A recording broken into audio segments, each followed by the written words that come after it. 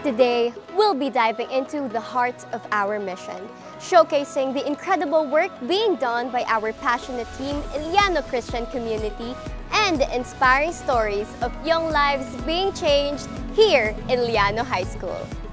So get ready to be inspired and uplifted as we document the power of faith in action.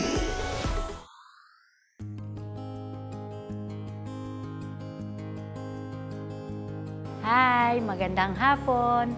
Ako po si Wilma Lucero ng Liano Christian Community at kabilang po ako sa mission team ng Liano.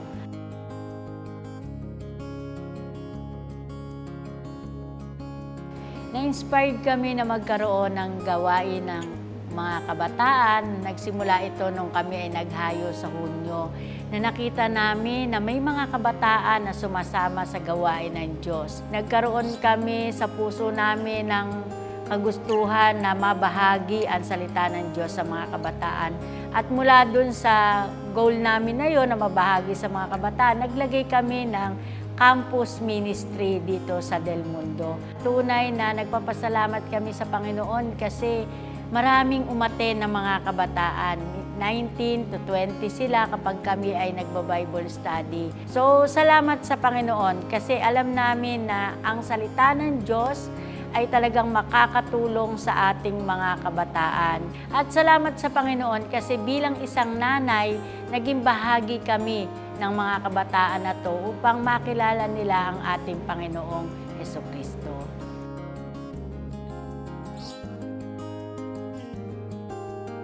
The main reason po kung bakit ako sumali sa campus ministry is kasi ito yung isa naging malaking impact din sa akin kung paano ko nakilala ang Panginoong Jesus. Kasi before, though umaattend ako sa mga Sunday school, ako lang yung palaging umaattend lang kasi gusto ni mama, ganon. Then nakita ko si ate na part din ng campus ministry before sa Deparo. Nakita ko na parang ang saya nila. Then naisip ko, why not na mag-join ako? And then by the grace of God, nagpatuloy ako hanggang sa naging head ako ngayon, naging head ng Youth Minister Isaliano. So, yun yung isang reason or main reason kung bakit ako sumali is para mapakita ko din sa mga kabataan yung kabutihan ng Panginoon na pinakita sa akin.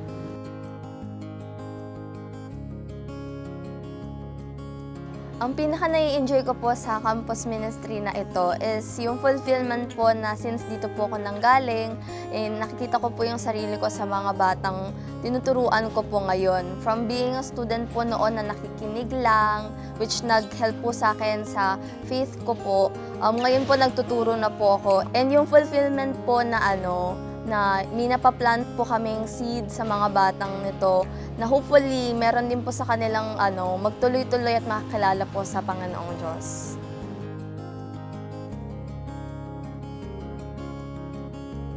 Nagsimula po ang faith journey ko habang nag-aaral po ako. Habang binabantayan po ako ni Mami, ay nagba-Bible study po sila sa labas. At noon po, nahikayat si Mami na magsimba sa Liano Christian Community. Simula po noon, lagi niya na akong sinama. Ang nabago po sa akin ay natuto na po ako magdasal at magbasa ng Biblia. Ang nabago din po sa akin ay gusto ko na din po mag-share ng gospel sa aking mga kaklase.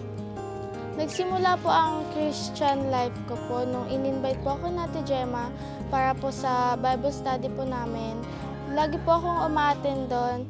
Tapos na-invite po ako na Ate Gemma sa church po ng Liano Christian Community. At doon ko na po nakilala ang Panginoon at tinanggap ko po siya sa aking buhay. Nakilala ko po si Jesus Christ noong grade 6 po ako. Yun po yung time na may sakit po si mama sa probinsya and doon po ako mas lalong nagtiwala sa kanya. Mas naging prayerful po ako sa kanya kasi gusto ko po na gumaling po siya.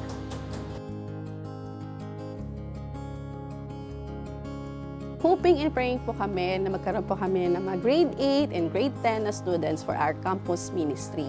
At pangalawa, magkaroon kami ng mga activities like talents, makapag-aral sila ng music. At ang pangatlo po ay yung pabaon para sa paaralan, mga pabaon sa ating mga kabataan at makatulong sa kanilang mga school projects. First, syempre, panalangin para sa ating mga misyonaryo, para sa kanilang kalakasan at wisdom na galing sa ating Panginoon. At pangalawa po, ang ating financial na blessing po para po matugunan ang mga pangailangan po ng ating mga kabataan, lalo na po sa pabaon at sa mga activities po na ating gagawin. Any amount will do po sa ating pagbibigay at pagtulong po sa bawat isa, lalo na po sa aming campus ministry.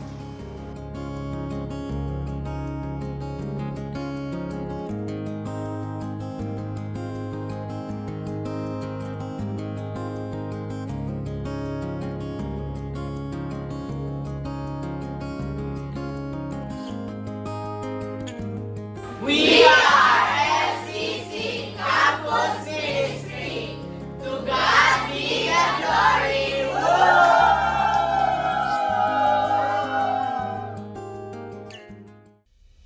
Thank you for joining us on this episode of Hayo Ministries. We hope that you were inspired by the impactful stories and impactful work being done by the Youth Evangelism and Campus Ministry. Remember, the journey doesn't end here. You can be a part of this mission too. Don't forget to follow all of our social media platforms, share your thoughts in the comments, and don't forget to like and subscribe to our YouTube channel for more uplifting content.